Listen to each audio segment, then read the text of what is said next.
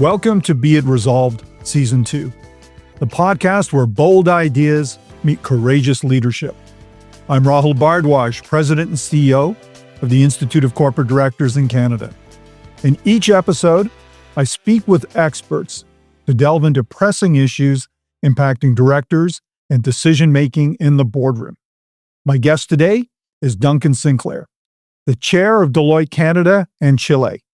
For more than 35 years, Duncan has served clients across the globe in the mining, telecommunication, consumer business, manufacturing, real estate, and construction sectors, as well as national and regional governments, with an impressive array of board work. Now, today's resolution is Be It Resolved. Boards are having the wrong conversation about AI. Today, I'll be talking with Duncan about what's the right conversation. Welcome, Duncan. Well, thank you very much, Rahul. It's great to be here with you. Super. So we're going to look forward to exploring how boards are approaching artificial intelligence. Now, many of you will know the boardrooms are still focused on risk and regulation, while employees are already adopting AI tools in their day-to-day work. So the question is, are boards asking the right questions or missing the bigger picture and potentially the bigger opportunity? And Duncan, just to start off, Amazon has been in the news recently with some significant layoffs. And what was remarkable about this is they said this isn't a cost-cutting measure, but this is actually a culture shift. Yeah, and it's an interesting way that different people are thinking about when you put AI into a sentence, how does that sort of hype up the interest in any particular story? And the reason I say that, Rahul, is Amazon came out and said, we're going to be looking to reduce 2 or 3% of our workforce on the basis of rebalancing and creating a more nimble and entrepreneurial culture. I don't know it would have had the same level of interest that up to 30,000 jobs to be lost due to AI, which was what the original headline sounded like. And I think this is where boards have to be careful about not only what AI is and isn't in terms of their organization, but the holistic view of how the world is thinking about AI, both in terms of countries, customers, and the implications of it. Because the initial backlash that Amazon got was pretty strong on various social media channels, and a lot of questions of what point does a board cross the line from making a hard decision, being heartless in the way in which you think about the people who live and work in the communities that you serve and who work for you as employees. And I think it's a really great example of how boards have to think really holistically, not only about how AI is helping their business, but how AI is viewed within our societies.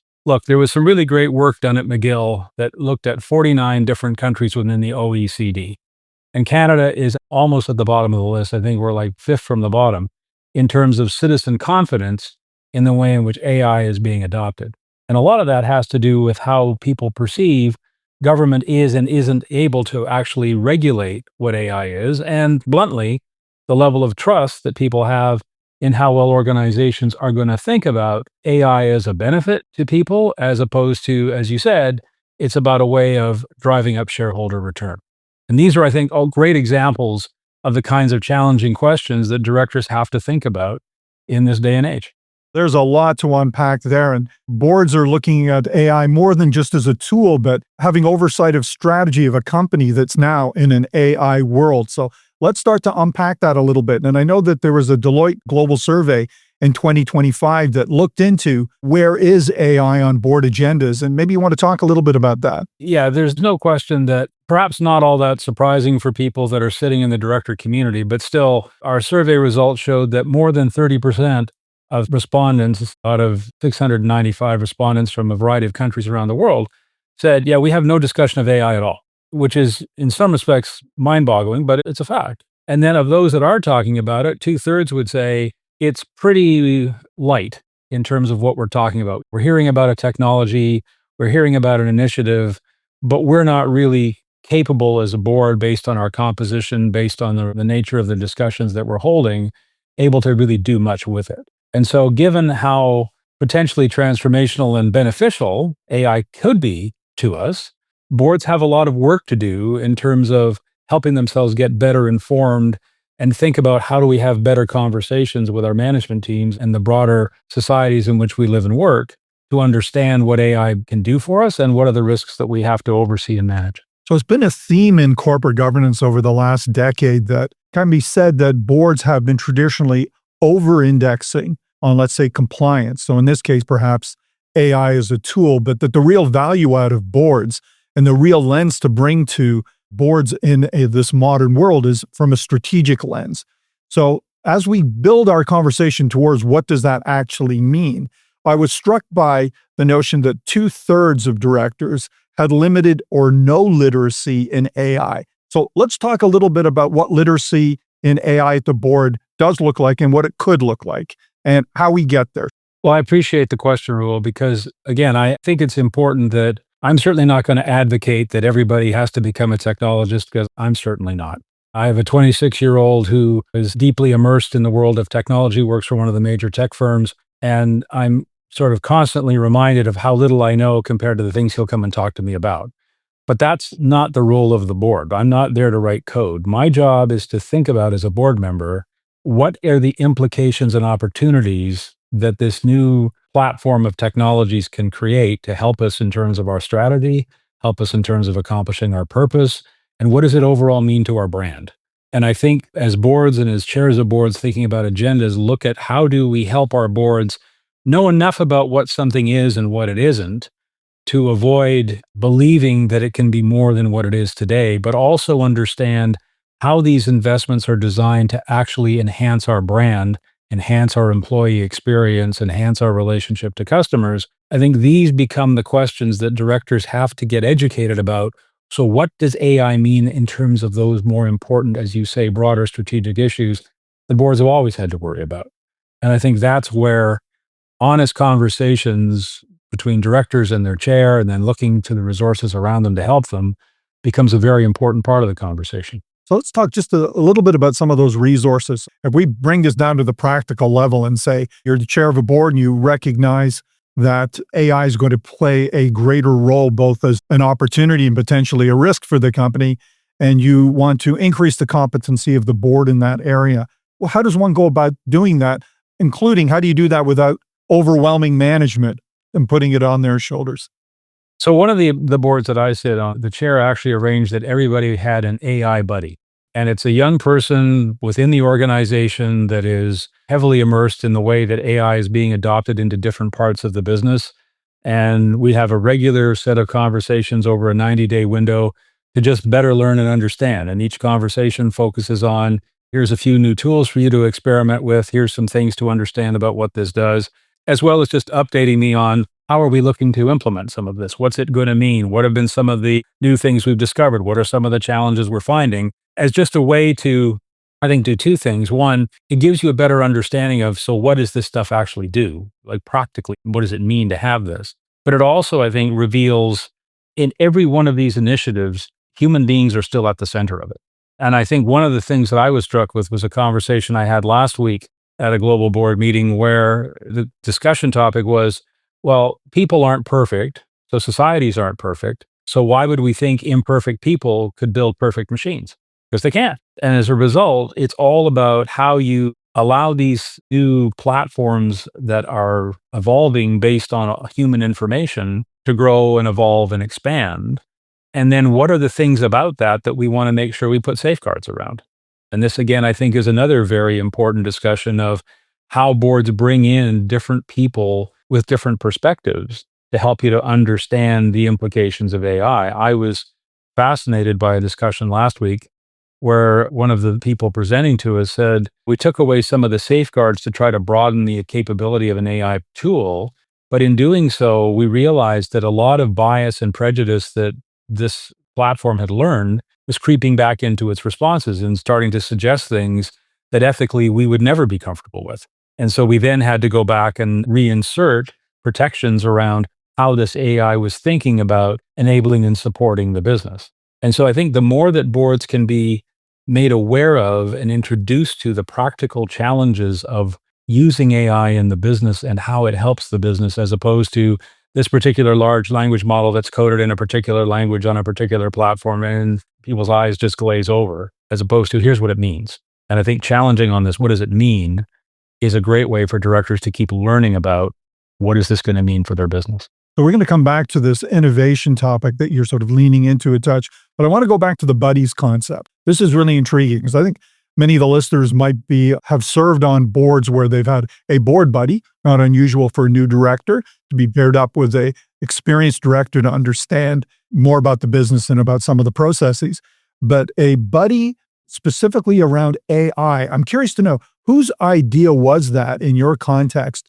And where were these buddies? Was this from management or was this from outside the organization? And lastly, how's that working? The idea of the board buddy evolved out of some discussions that board members were having with the chair about, well, what are some of the different ways that we can learn about this part of the business? The analogy was when we go to different locations, we'll go and we'll visit operations or we'll go look at a factory, depending on what the industry that you're in.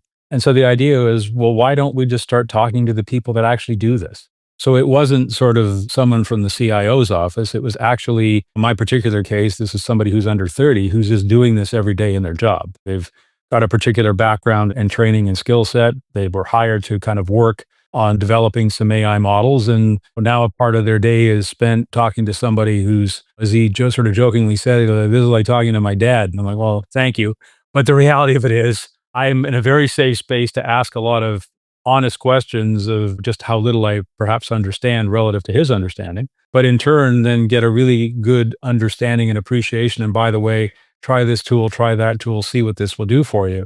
And I'm amazed at how valuable it can be when it's used in the right way. That was sort of how it adopts. And again, I think as long as people who sit on boards are able to sort of get past the awkwardness of all that I don't know and just start asking open questions, you get a lot of insight out of it in a relatively short period of time. And by the way, he asked really interesting questions too, like, so what's a board and why do companies have them? And what do you guys actually do? I'm glad to know there's mutuality in this. Absolutely. And in that sense, I think it's a wonderful sharing of perspectives about the organization that they're a part of and what are some of the bigger things that we think about. And as congratulations to your board and the organization. You know, there's some intergenerational bridge building here and some knowledge sharing and skills. That's fantastic to hear. And we're going to explore this another time a little bit more, but let's move this on just a touch. Now that you've raised the level of competency on the board, or at least literacy around AI, now you want to pivot off of oversight of just a tool and you want to get it into the enterprise strategy.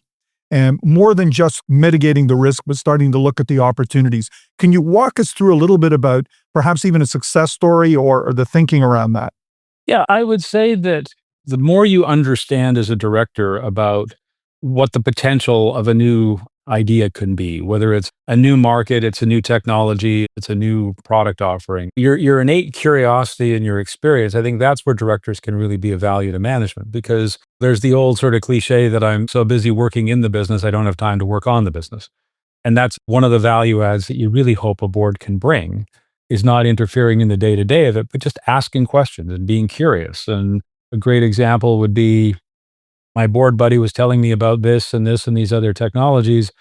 I'm really curious, how are our competition working with this versus us, as an example? Or if we're getting a lot of negative feedback about this, the way in which we're adopting this particular AI tool with respect to our customers, what's the real benefit of this model continuing to learn versus doing a smaller pilot and at the same time hiring a few more people back to answer the phone so that our customers aren't aggravated with 5 minutes of talking to an AI that can't answer any of its questions. And then it finally allows you to go talk to a person to get the answer that you want. So I think these become the business discussions that directors can help a management team to think about and have, but also I think to support the idea that it won't be perfect and there's a lot we're going to have to learn, but we can't avoid it. We can't ignore it. And again, I think this comes back to your resolution of, to the boards that aren't even talking about it at all. That's probably the greatest risk, as opposed to the awkwardness of we're learning as we go. And it's tough to generalize, but I do want to come back to the type of questions directors might be asking management. And I know it's highly contextual, but there's the issue of asymmetry of information to begin with that we've always been trying to reconcile. And in short, management's there for thousands of hours a year, deep into the weeds of the organization, and directors aren't. And there's a gap in terms of knowledge. So boards have to rely on the management teams to bring forward information. But you want to make sure you've got the right information, which means you've got to be asking the right questions. So can you walk us through that just a little bit at a high level? Well, sure. So one of the first questions that I would ask, or I think other directors I've seen ask, is Can we just get an understanding of what are the actual parts of the business where we're looking to implement AI? And what is it doing? People use the expression use cases. Well, what are the ones that we're using this thing for? And what is the status of those? And what kind of feedback are we getting as we go? Because if we're just implementing something without getting feedback on it, that's an incredibly risky venture, as opposed to how are we using these as pilots? Now, there's always the risk of, does the board overwhelm management with its expectations? And so again, I think asking questions about how do we risk assess these relative areas of implementation? If this is something that's completely internal, it largely doesn't touch many employees, it's just an efficiency gain in a particular part of the business, well, then maybe that's a much lighter touch by the board because the risks to the rewards are a certain level. If it's pervasive and impacting a significant number of our customers, then I think it's completely legitimate for the board to want to ask a number of questions about what scenarios did we run? What kind of feedback are we getting? The kinds of questions that you would expect a good group of directors to ask about any initiative that you implemented. And so I think that perhaps is a couple of different ways to think about it. The other one would be to say, who in the organization is actually responsible for all of these AI initiatives? And if the answer is, well, the person responsible for technology, is like, really? As opposed to, well, no, it's actually a leadership team issue because it's impacting the breadth of the organization in the same way that some boards have different committees that are looking at different elements of AI. A finance committee worries about the dollars invested, and a risk committee worries about risks around implementation. But it's ultimately a board issue because it's touching every aspect of the business at some level. And so again, understanding how you break that down is important, along with, I think, Rahul, asking questions about what's the broader implications to our brand if we continue to do this. And this brings us back to your original question about Amazon, which is, okay, maybe in the grand scheme of things, there was a well thought out idea. It wasn't well communicated. It wasn't well understood in the market, and it did not go down well in the way in which it impacted their brand. The notion of innovation and oversight, getting that balance right, which is something a lot of those questions that you've put on the table are sort of pointing towards, to say, how do we utilize it in a responsible way? How do we recognize that we're living in an AI world, so we can't ignore this?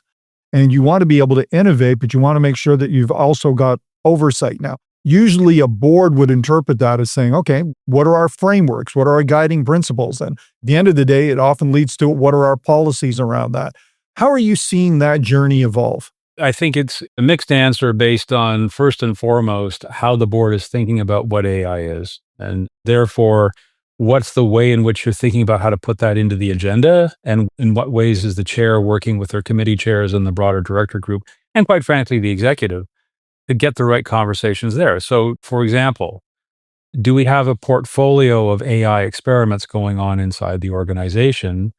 And is it being managed within the executive team? And therefore, how is that being reported to the board versus, say this tongue in cheek, somebody saw something cool and said, hey, let's give this one a try and see what it means to us. And would you really allow any other part of your business to just sort of operate that way? Again, if you're doing it within a controlled environment, sure, that's maybe why you have some of the innovation centers that you do, if that's how you're structured. But the notion of smaller experiments, prove the concept, implement it, roll it out to a larger scale, are just as relevant in the world of AI as they are to anything else. And I do think, again, this whole notion of the board being very clear about some guiding principles around what is our purpose, what does our brand mean to not only our customers, but our people, to the communities in which we live and work. I mean, if you said that you had an organization in Canada, say of 50,000 people, and you could downsize by 30%, would you have the same kind of social license in the communities in which you operated if you just suddenly went ahead and did that? Important questions. You've got a really wide lens on global business writ large. I'd be curious to get a sense from you on who's doing it right from your perspective, those that are utilizing AI and have the right governance. Now, you might want to point at some particular organizations. We already talked a little bit about Amazon and how maybe they could have done it a little bit better, but you might be able to point at some organizations or some best practices that you think have been really good. I would say that there's examples that sort of come to my mind of organizations that I would say saw technology broadly as a way of really differentiating their business model and as a way of really saying, how are we going to change the nature of our relationship to customers and therefore change the nature of our relationship within our industry by doing that? And if you look at organizations and say in the insurance space that were very aggressive in the way that they sort of reimagine their business platforms around technology as opposed to a much more traditional model of how the insurance industry worked in the past, it would be an example of then how those boards looked at AI as just another example of the way in which we could think differently about our relationship to customers, the way in which we would work within our regulatory environment. And they took very much a business lens to that conversation, as opposed to other organizations that were not as thoughtful, not as progressive, or quite frankly, had a business model that said, things are working well for us, why would we feel the need to change? And they get caught lagging compared to others. And so I would say that the other big issue that we face is certainly as Canada becomes much more global and needing to be much more global in the way in which our businesses think about opening up broader markets, is the difference in the regulatory environment depending upon where you are in the world. Right. And the whole notion of how Europe and European organizations and European regulators think about individual privacy and data protection versus how you might see it in Asia Pacific, which can be much more open-ended in terms of what people are allowed to do. And this, again, I think is an area that as governments tend to be running from behind, trying to catch up with what the technology is capable of doing, being very clear about what you can do in Canada, you may not be able to do in the EU. And conversely, what you're allowed to do in your business in Asia Pacific, you may not be able to do anywhere else. And then, of course, you've got the whole geopolitical challenges right now that are existing between different countries in the world. And some global organizations I know actually have to build completely different platforms, for example, in how they do business in China versus how they're doing business in the US because of some of the restrictions that exist between those two countries, as an example. And so again, it's not up to the boards to solve those issues, but it's to understand enough about how the world is working in these areas to then be able to go and ask the right questions of management to say, and how are we and how will we and what does that mean to investment and what does that mean to our brand as we look at having to do these things differently? So that'll be a conversation for another day to talk about responsible frameworks, making sure that they're not a brake on innovation. And that's a hot topic globally right now. Absolutely. And Duncan, has been a pleasure speaking with you today. And to our listeners, I'd say we've got a resolution that says boards are having the wrong conversation about AI. Which way would you vote? So, Rahul, I will be a typical Canadian and I will look to try to find the compromise which says this. I be it resolved that all boards need to put AI directly on the agenda of the board so that boards can work together to figure out what are the conversations we need to have with our executives and the broader stakeholders that we've got in our organization for AI to be a part of our future success and not something that holds us back or gets in our way. Thanks, Duncan. That's a great answer, and it might also be the longest resolution I've ever heard. But I'm sure AI can help us narrow that down a bit.